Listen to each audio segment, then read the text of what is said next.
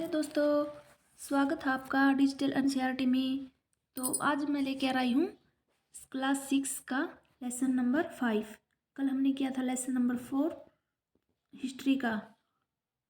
अभी हम हिस्ट्री की क्लास ख़त्म करेंगे। पहले हम हिस्ट्री का चैप्टर ख़त्म करेंगे, उसके बाद पॉलिटी और फिर ज्योग्राफी का।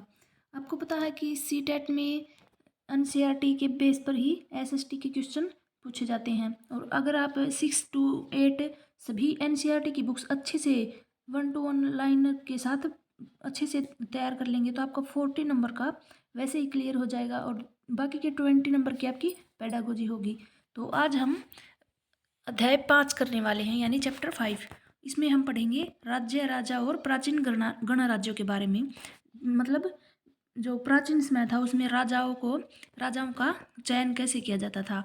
फिलहाल आज के समय में तो हम वोट करते हैं, वोट के हिसाब से हमारे मंत्रियों का चुनाव करते हैं, सीएम पीएम का अपने अपने क्षेत्र में। तो पहले के समय में किस तरह से राजाओं का चुनाव किया जाता था, तो चलिए आगे चलते हैं। चुनाव का दिन, ये देखो एक नज़र इसके ऊपर डाल देते हैं। चुनाव का दिन, जब शंकरन उठा तो उसने देखा कि उसके नाना नानी वोट डालने जा रहे थे। दरअसल वे चुनाव केंद्र पर सबसे पहले पहुंचने चाहते थे। शंकरन जानना चाहता था कि आखिर वे इतने उत्साहित क्यों हैं।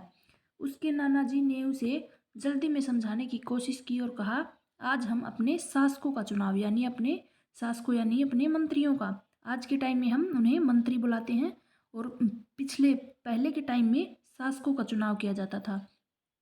आगे देखिए, कुछ लोग शासक कैसे बने। लगभग 50 वर्षों से हम अपने शासकों को चुनाव मतदान के जरिए, मतदान यानी वोटों के जरिए करते आ रहे हैं। लेकिन बहुत पहले लोग शासक कैसे बनते थे। हम अध्याय 4 में यह पढ़ा है कि कुछ राजा संभवतः जन यानी लोगों द्वारा चुने जाते थे, यानी जन का मतलब लोगों द्वारा चुने जाते थे। परंतु करीब 3000 साल पहले राजा बनने की इस प्रक्रिया में कुछ परिवर्तन दिखाई दिए। 3000 साल पहले कुछ लोग बड़े बड़े यज्ञों द्वारा, यानी बड़े बड़े यज्ञ किए जाते थे और उनके द्वारा राजा के रूप में प्रतिष्ठित किए जाते थे। राजाओं के द्वारा यज्ञ किए जाते थे। उनमें से एक यज्ञ का ये बड़ा यज्ञ है अश्वमेध यज्ञ। अश्वमेध यज्ञ ये क्वेश्चन एग्जाम में पूछा भी जा चुका है और आगे भी पूछ सकते हैं कि कौन से यज्ञ सबसे बड़ा है जिसके द्वारा राजा अपने शासकों का चयन करते थे, राजा यज्ञ किया करते थे। अश्वमेध यज्ञ, इसमें एक घोड़ा राजा के लोगों की देखरेख में स्वतंत्र विचरण के लिए छोड़ दिया जाता था। जो सबसे ताकतवर राजा होता था वो एक घोड़े को ऐसे ही विचरण के लिए स्वतंत्र छोड़ देता था। इस घोड़े को किसी दूसरे राजा ने, यदि कोई दूसरा राजा उसे रोक लेता तो उसे वहाँ अश्वमेध यज्ञ करने के लिए राजा से लड़ाई करनी पड़ती थी। जो राजा घोड़ा छोड़ता था अश्वमेध यज्ञ करने वाला, उसके साथ उसे लड़ाई करनी पड़ती थी। अगर उन्होंने घोड़े को छोड़ दिया तो इसका मतलब यह होता था कि अश्वमेध यज्ञ करने वाला राजा उनसे ज़्यादा शक्तिशाली था। इसके बाद उन राजाओं को यज्ञ में आमंत्रित किया जाता था। यह यज्ञ विशिष्ट पुरोहितों के द्वारा संपन्न किया जाता था। इसके लिए उन्हें उपहार से सम्मानित किया जाता था। अश्वमेध यज्ञ करने वाले राजा बहुत शक्तिशाली माना जाता था। यज्ञ में आमंत्रित सभी राजा उसके लिए उपहार लाते थे। इन सभी आयोजनों में राजा का मुख्य स्थान होता था। उसे राज सिंहासन या बाघ की खाल के एक विशेष आसन पर बिठाया जाता था। युद्ध क्षेत्र में राजा का सारथी ही उसका सहचर होता था। युद्ध के क्षेत्र में जो राजा का सारथी होता था वही उसका सहचर भी होता था। यज्ञ के अवसर पर वह राजा की विजयों तथा अन्य गुणों का गान भी करता था। जो राजा के साथ युद्ध में सहचर होता था उसके बारे में बताया है। राजा के सगे संबंधी, खासकर उसकी रानियों और पुत्रों को भी छोटे छोटे कई अनुष्ठान करने होते थे। अन्य सारे आमंत्रित राजाओं का काम सिर्फ बैठकर यज्ञ की प्रक्रिया को देखना था। राजा के जो बच्चे थे और उसकी जो रानियां थी वे भी छोटे छोटे यज्ञ करते थे, यानी छोटे छोटे अनुष्ठान। और जो बाकी के राजा जो उसके यज्ञ में आमंत्रित होते थे वे सिर्फ बैठकर अपनी पूरी प्रक्रिया को देखते थे। राजा के ऊपर पुरोहित पवित्र जल छिड़काव के साथ साथ अन्य कई अनुष्ठान करता था। विष या वैश्य जनजाति, जिसे सबसे नीचे का दर्जा दिया गया है, वैश्य जाति को, जैसे सामान्य लोग उपहार लाते थे जिन्हें पुरोहित शूद्र मानते थे। उन्हें कई अनुष्ठानों में शामिल नहीं किया जाता था क्योंकि इनको सबसे निचली जाति का दर्जा दिया गया था, वैश्य लोगों को। वर्ण, वर्ण के बारे में जानते हैं कि वर्ण क्या है। इस समय उत्तर भारत में, खासकर गंगा यमुना क्षेत्र में, उत्तर भारत में गंगा यमुना क्षेत्र में कई ग्रंथ रचे गए थे। ऋग्वेद के बाद रचे कार गए,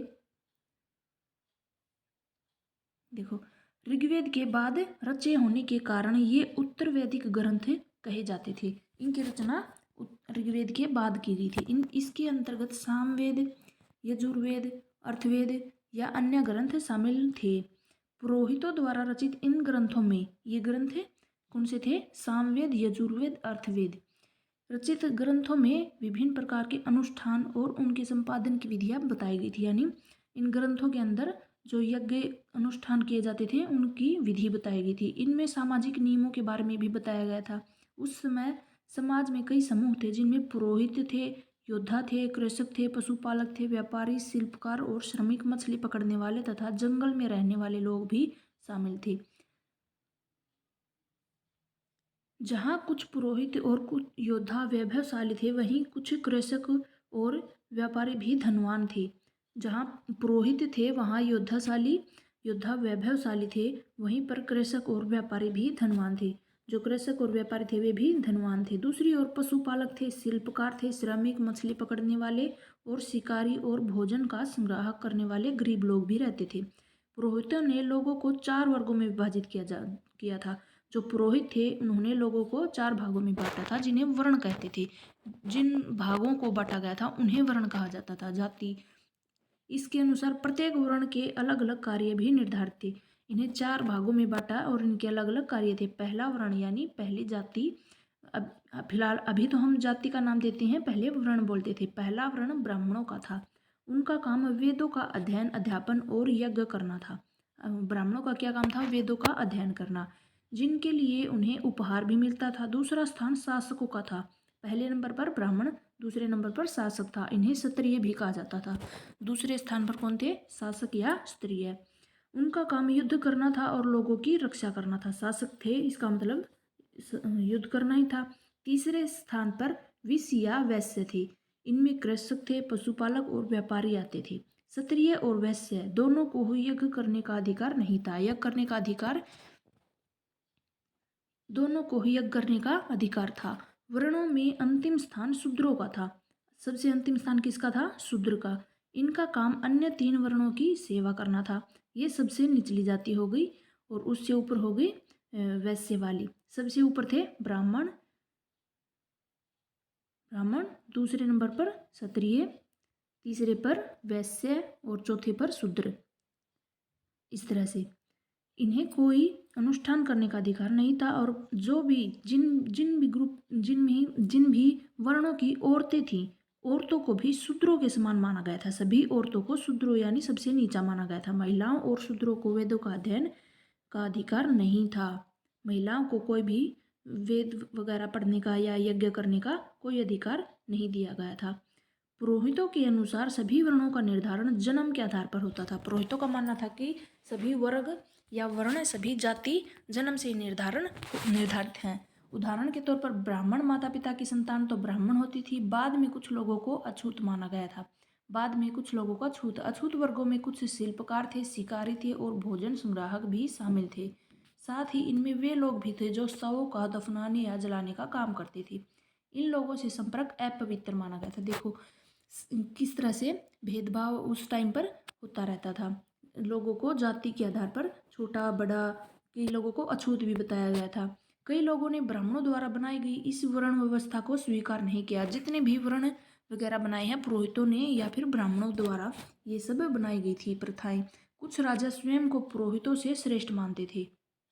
जो राजा होते थे वे स्वयं को पुरोहितों से भी श्रेष्ठ यानी ऊपर मानते थे। कुछ लोग जन्म के आधार पर वर्ण निर्धारित सही नहीं मानते थे। कुछ लोगों ने इसका भी विरोध किया कि जन्म के आधार पर वर्ण या जाति का निर्धारण नहीं हो सकता। इसके अतिरिक्त कुछ लोग व्यवसाय के आधार पर लोगों के बीच भेदभाव को उचित नहीं मानते थे। ये आलोचना की गई है व्यवसाय के आधार पर भी। जबकि कुछ लोग थे कि अनुष्ठान संपन्न करने का अधिकार सबका होना चाहिए। कुछ लोगों का मानना था कि यज्ञ और अनुष्ठान करना सबका बराबर का हक होना चाहिए। कई लोगों ने छुआछूत की आलोचना की। इस उपमहाद्वीप के पूर्वोत्तर क्षेत्र में कई इलाकों में सामाजिक आर्थिक असमानता बहुत कम थी। यहाँ पुरोहितों का प्रभाव भी बहुत सीमित देखा गया था। अभी हम पढ़ेंगे जनपद के बारे में। जनपद, एक नज़र यहाँ देखिए, धूसर पात्र का चित्र, ये रहा धूसर पात्र। ये क्या है? धूसर पात्र। इसके बारे में क्या पढ़ते हैं? धूसर पात्र क्या है? इस तरह के पात्रों में ज़्यादातर थालियाँ और कटोरियाँ ही मिली हैं। इसके पात्र में कटोरियाँ या थालियाँ हैं। पात्र बहुत ही पतली सतह के और सुंदर चीकने होते थे। शायद इसका प्रयोग खास मौक़ों पर मेहमानों को देने के लिए, यानी महत्वपूर्ण लोगों को भोजन परोसने के लिए किया जाता था। खास मौके पर मेहमानों के लिए धूसर पात्र का उपयोग किया जाता था। जनपद क्या है?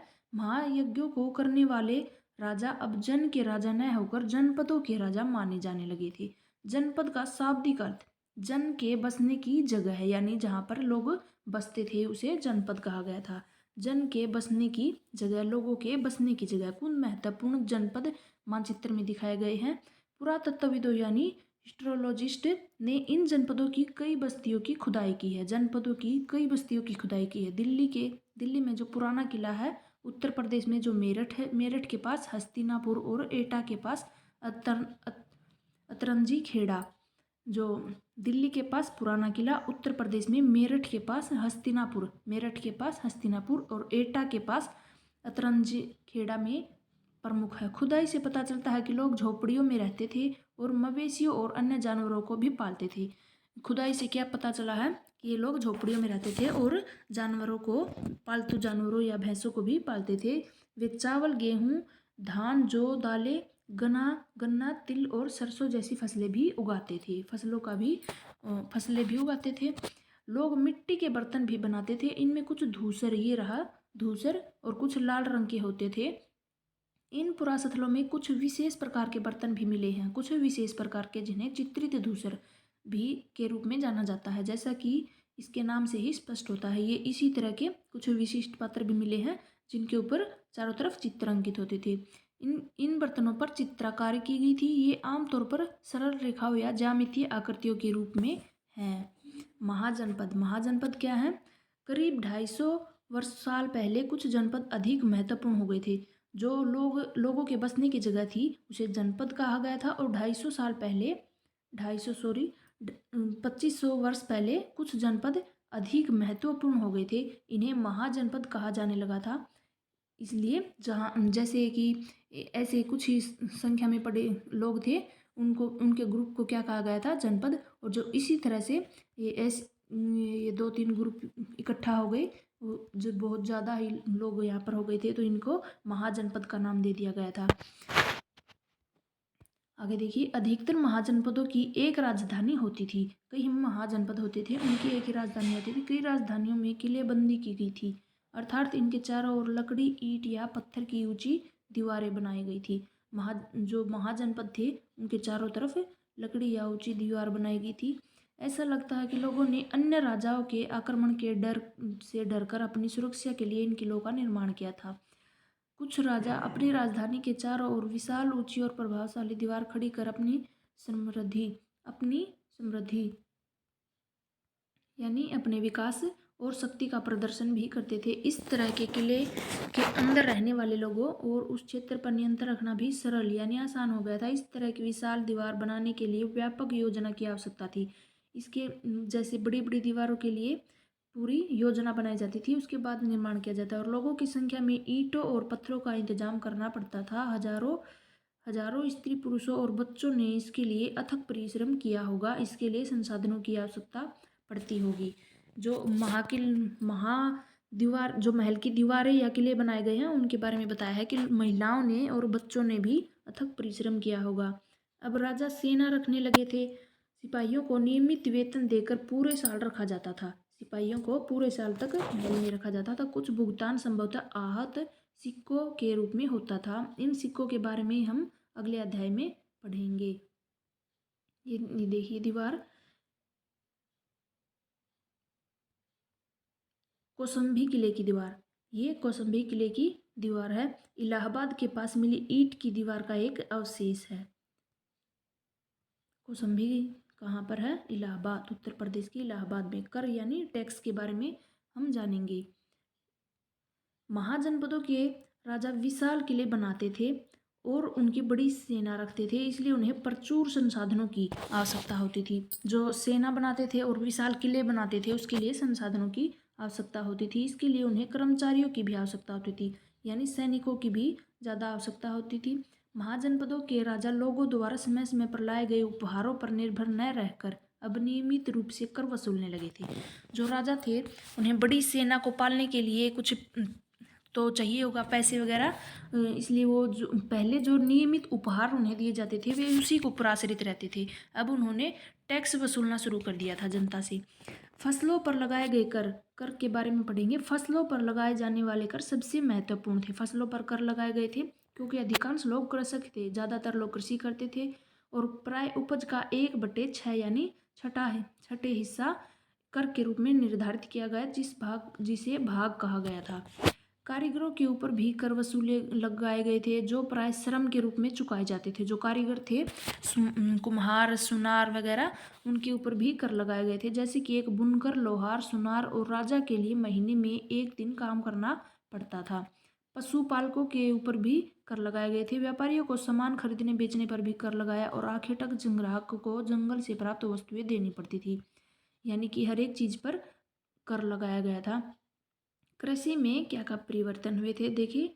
इस युग में कृषि के क्षेत्र में बड़े 2 परिवर्तन हुए थे। हल के फाल अब लोहे के बनने लगे थे। जो पहले लकड़ी के फाल होते थे जिससे खेत में जुताई की गई थी, अब वे लोहे के बनने लगे थे। अब कठोर जमीन को लकड़ी के फाल की तुलना में लोहे के फाल से आसानी से जोत सकते थे।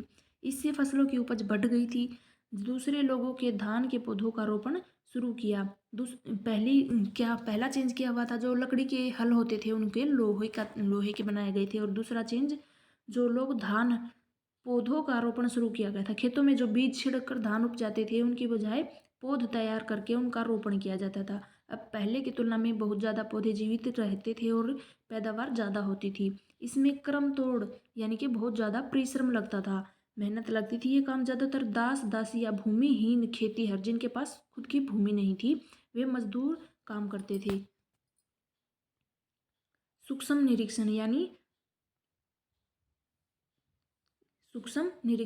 यानी हम मगध के बारे में, छोटे छोटे इनके क्षेत्रों के बारे में पढ़ेंगे। मगध लगभग 200 सालों के भीतर मगध सबसे महत्वपूर्ण जनपद था। सबसे महत्वपूर्ण जनपद मगध का क्वेश्चन कई बार हम सीटेट में देख चुके हैं। गंगा और सोन जैसी नदियां मगध से होकर बहती थी। मगध का क्वेश्चन आज सुबह ही मैंने प्रीवियस ईयर जो क्वेश्चन पढ़े उनमें से एक मगध का क्वेश्चन था। और जो अजरसन और रीजनिंग के क्वेश्चन हैं उनमें से ये पूछा गया था कि क्या इसके तर्क हैं, क्या इसकी व्याख्या सही है। 200 साल भीतर मगध सबसे महत्वपूर्ण जनपद था और यह किस नदी के किनारे था, गंगा और सोन नदियों के किनारे था। यातायात, जल वितरण और जमीन को उपजाऊ बनाने के लिए महत्वपूर्ण थी मगध। ये नदियाँ जो थी ये यातायात के लिए, यानी जो यातायात के साधनों के लिए जो आदान प्रदान किया जाता था, जल वितरण, जल के लिए और ज़मीन को उपजाऊ बनाने के लिए, खेती के लिए भी यहाँ पर पानी भरपूर मात्रा में था। मगध का एक हिस्सा जंगलों से भरा था। मगध के एक हिस्से में काफ़ी जंगल थे। इन जंगलों में रहने वाले हाथियों को पकड़कर उन्हें प्रशिक्षित करके सेना में काम लगाया गया।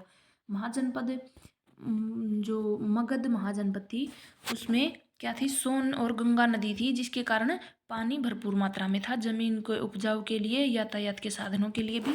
और मगध के एक हिस्से में जंगल थे जहाँ पर हाथी थे, उन्हें पकड़कर सेना के लिए तैयार किया गया था। यही नहीं, जंगलों से घर, गाड़ियाँ और रथ बनाने के लिए भरपूर लकड़ी भी मिलती थी। देखो, इसके अलावा इस क्षेत्र में लोहे और ऐसे की खदानें भी थी। ये क्वेश्चन किस तरह से पूछा गया था कि कौन कौन से क्वेश्चन मगध के बारे में सही है, तो एक ऑप्शन दिया था, गंगा और सोन नदी मगध किसे होकर बहती थी, तो ये सही है। और मगध जंगल के हिस्से में था। मगध के एक हिस्से में जंगल था जहाँ पर जंगल से लकड़ियाँ लाकर गाड़ियाँ और रथ बनाए गए थे। और उसके अलावा यहाँ पर लौह ऐसक की खदानें भी थी। मजबूत औजार और हथियार बनाने के लिए ये बहुत उपयोगी थे। जहाँ पर लौह ऐसक की खदानें थी, मजबूत हथियार बनाते थे उन लोहे से। मगध में 2 बहुत ही शक्तिशाली शासक थे, बिंबिसार और अजातशत्रु। मगध के शासक थे जो बहुत शक्तिशाली थे। इन अन्य जनपदों को जीतने के लिए हर संभव साधन को अपनाते थे। महापद्मनंद एक महत्वपूर्ण शासक था। महापद्मनंद, ये कौन है? महापद्मनंद। उन्होंने अपने नियंत्रण का क्षेत्र उस महाद्वीप के उत्तर पश्चिमी भाग तक फैला लिया। बिहार में राजगृह है जो आधुनिक राजगीर में है। कई सालों तक मगध की राजधानी बनी रही। बाद में पाटलिपुत्र, आज का जो पटना है, पाटलिपुत्र को जो सबसे पहले उन्होंने बिहार में राजगृह को राजधानी बनाया था, और उसके बाद में मगध की राजधानी कौन बन गई थी? पाटलिपुत्र। 2300 साल पहले से भी मैसिडोनिया का राजा सिकंदर विश्व विजय करना चाहता था। 2300 साल से भी पहले की बात है। मैसिडोनिया यानी मैसिडोनिया का जो राजा था सिकंदर, वो विजय प्राप्त करना चाहता था। पूरी तरह सफल न होने पर भी वह मिस्र और पश्चिमी एशिया के कुछ राज्यों को जीतता हुआ भारतीय उपमहाद्वीप में व्यास नदी के किनारे पहुंचा। अभी मैसिडोनिया जो मगध को जीतना चाहता था, उसने पूरी कोशिश की, लेकिन वो पहले असफल रहा। मिस्र और पश्चिमी एशिया के कुछ राज्यों को जीतता हुआ भारतीय उपमहाद्वीप में व्यास नदी के किनारे पर पहुंचा था। जब उसने मगध की ओर अपना कूच करना चाहा, यानी सेना को मगध की ओर करना चाहा, तो सिपाहियों ने इनकार कर दिया। वे इस बात से डर गए थे कि भयभीत हो गए थे कि शासकों के पास पैदल, रथ और हाथियों की बड़ी सेना है। मगध के पास बहुत बड़ी सेना थी, इसलिए जो इस राजा के थे, मैसिडोनिया के राजा सिकंदर के सेना थी, वो घबरा गई थी मगध की सेना से। आगे हम पढ़ेंगे वज्जी के बारे में। जैसे कि तुमने ऊपर पढ़ा, मगध एक शक्तिशाली राज्य बन गया था। उसके नज़दीक ही वज्जी राज्य भी था, जिसकी राजधानी थी वैशाली। वज्जी राज्य की राजधानी क्या थी? वैशाली। यहाँ एक अलग किस्म की शासक व्यवस्था थी जिसे गण या संघ कहते थे। या वज्जी में कौन सी शासक व्यवस्था थी? गण या संघ। गण शब्द का अर्थ क्या है? गण शब्द का प्रयोग कई सदस्यों वाले समूह के लिए किया जाता था। गण और संघ, संघ अर्थात संगठन यानी सभा। गण या संघ में कई शासक होते थे। कभी कभी लोग एक साथ शासन करते थे, जिसमें वे प्रत्येक व्यक्ति राजा कहलाता था। गण या संघ में कई शासक राज्य करते थे। कभी कभी लोग एक साथ शासन, यानी सभी लोग मिलकर शासन करते थे, और प्रत्येक व्यक्ति राजा होता था। ये सभी राज्य विभिन्न अनुष्ठानों का एक साथ संपन्न करते थे। सभाओं में बैठकर बातचीत करते थे। वाद विवाद के जरिए तय करते थे कि क्या करना है, किस तरह से कुछ आगे क्या करना है। शत्रुओं को निपटाने के लिए, शत्रु मतलब जो विरोधी राजा थे, उनसे जीतने के लिए इन्हें क्या करना है। स्त्रियां, दास और कामगार इन सभा में हिस्सा नहीं ले सकते थे। ये आपस में मिलकर सभी तय कर लेते थे, और स्त्रियों को, जो दास दासी थे, उनको इनमें हिस्सा नहीं दिया जाता था। बुद्ध एवं महावीर। बुद्ध और महावीर, बुद्ध के बारे में हम नेक्स्ट चैप्टर में पढ़ेंगे। दोनों ही गण या संघ से संबंधित थे। ये देखिए, बुद्ध किस और महावीर दोनों ही गण से संबंधित थे। बौद्ध साहित्य में संघ के जीवन का बहुत ही सजीव वर्णन में लिया गया है। बौद्ध साहित्य जब हम पढ़ेंगे, उसमें इनमें गण और जन दोनों के बारे में, गण और संघ दोनों के बारे में ही डिटेल में बताया गया है।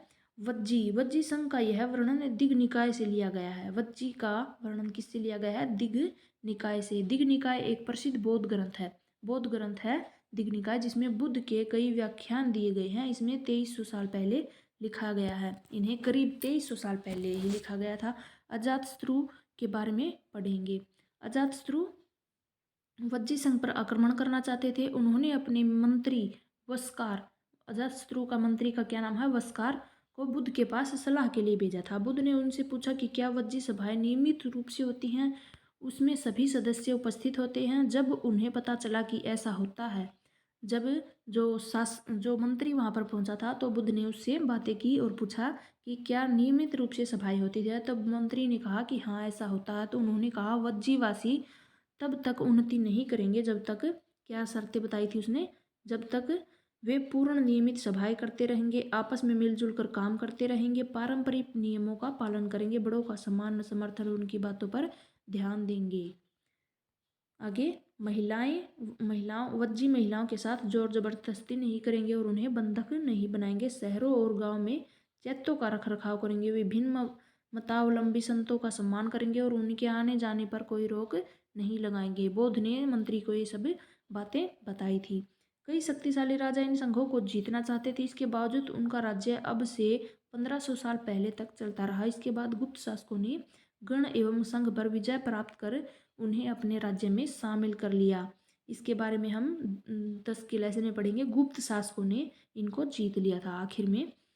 अन्यत्र अपने एटलस में यूनान और एंथस लगभग 2500 साल पहले एंथस के लोगों ने एक शासन व्यवस्था की स्थापना की थी। इसे प्रजातंत्र या गणतंत्र कहते थे। इसे क्या कहते हैं? एंथस ने गणतंत्र और प्रजातंत्र की स्थापना की थी। यह व्यवस्था लगभग 200 सालों तक लगातार चलती रही। इसमें 30 साल के ऊपर के सभी पुरुषों को पूर्ण नागरिकता प्राप्त थी। जो लोग 30 से ऊपर हो गए थे उन्हें पूरी नागरिकता थी। जो दास नहीं थे वहाँ एक सभा थी जो महत्वपूर्ण विषयों पर निर्णय लेने के लिए साल भर में कम से कम 40 बार बुलाई जाती थी। इस सभा में सभी नागरिक भाग लेते थे। इन्होंने जो एंथस थे उन्होंने शासन व्यवस्था की स्थापना की थी जिसका नाम था प्रजातंत्र या गणतंत्र। ये 200 साल तो लगातार चलती रही थी और 30 साल के ऊपर इसके अंदर 30 साल से ऊपर के सभी पुरुषों को जो दास नहीं थे उनको शामिल किया गया था। और जो सभा बुलाई जाती थी उसमें कम से कम साल भर में 40 बार ये सभा बुलाई जाती थी। इस सभा में सभी नागरिक भाग लेते थे। जो भी ये 30 से ऊपर के नागरिक थे उन सभी को इस सभा में भाग दिया जाता था। शासन के कई पदों पर नियुक्ति यानी लॉटरियों द्वारा की जाती थी। शासन के कई पद होते थे यानी उनका चयन कैसे किया जाता था? लॉटरियों के द्वारा की जाती थी। सभी नागरिकों को सेना में नौसेना में अपनी सेवाएं देनी होती थी। औरतों को नागरिकता का दर्जा नहीं मिलता था। औरतों को हर एक काम से ही दूर रखा गया था। व्यापारी और शिल्पकार के रूप में एंथस में रहने और काम करने वाले बहुत से विदेशियों को भी नागरिक अधिकार नहीं मिलते थे। जो विदेशी थे उन्हें नागरिक अधिकार नहीं दिया जाता था और जो महिलाएं थे उनको भी नागरिक अधिकार नहीं था। एंथस ने खदानों, खेतों, घरों और कार्यशालाओं में काम करने वाले दासों को भी नागरिकता का अधिकार नहीं दिया गया था। सिर्फ जो 30 से ऊपर के पुरुष थे और जो यहीं के थे और उन्हें ही नागरिकता दी गई थी। उपयोगी शब्द के बारे में जान लेते हैं। राजा है, अश्वमेध यज्ञ है, वर्ण है, जनपद है। वर्ण क्या था? जहाँ पर लोग रहते थे। जनपद था जहाँ पर लोग रहते थे। और वर्ण क्या था? जाति, जिसे हम अभी जाति के नाम से जानते हैं। अलग अलग जातियाँ जैसे ब्राह्मण हो गई, फिर द्वितीय जाति थी शूद्र हो गई, तृतीय नंबर पर वैश्य हो गई और सबसे निचली जाति थी शूद्र। पहली थी ब्राह्मण, दूसरी क्षत्रिय, तीसरी वैश्य और सबसे लास्ट में सबसे निचली जाति शूद्र थी।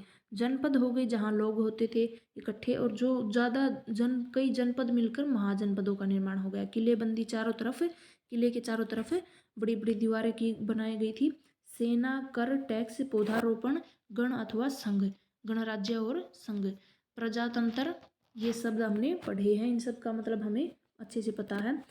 तो आज हमने पढ़ लिया है जो पहले के टाइम में यानी कई सालों पहले राजाओं का चुनाव कैसे होता था। बड़े बड़े यज्ञों का अनुष्ठान करते थे और उसके द्वारा जो शक्तिशाली राजा होता था वही यज्ञों का जो है अनुष्ठान करते थे और उसे ही राजा बनाया जाता था। और सबसे महत्वपूर्ण यज्ञ कौन सा है? अश्वमेध। घोड़ा, मेघ, बादल। अश्वमेध यज्ञ सबसे बड़ा यज्ञ है जिसके उस पे चुनाव किया जाता था। अब चैप्टर 5 हमारा कंप्लीट हो गया है। कल हम करेंगे चैप्टर 6। इसके अंदर से शायद 6 चैप्टर ही होंगे। फिर परसों से हम पॉलिटिक्स और ज्योग्राफी की क्लासें लगाना स्टार्ट कर देंगे। 6 क्लास फिर हमारी कंप्लीट हो जाएगी और उसके बाद हम करेंगे 7 क्लास और 8 क्लास। 7 क्लास भी नॉर्मल है, 8 क्लास हमारी सबसे ज़्यादा इंपॉर्टेंट है CTET के लिए फ़िलहाल। और CTET के एग्ज़ाम के लिए अभी सिर्फ कुछ ही दिन बचे हैं। आपका 21 जनवरी को CTET का एग्ज़ाम है, तो आप लगे रहिए। मेरी तरफ से आप सभी को गुड लक और बाय बाय। Thank you. मेरी वीडियो को लाइक, शेयर और मेरे चैनल को सब्सक्राइब करके मुझे सपोर्ट ज़रूर करना। धन्यवाद।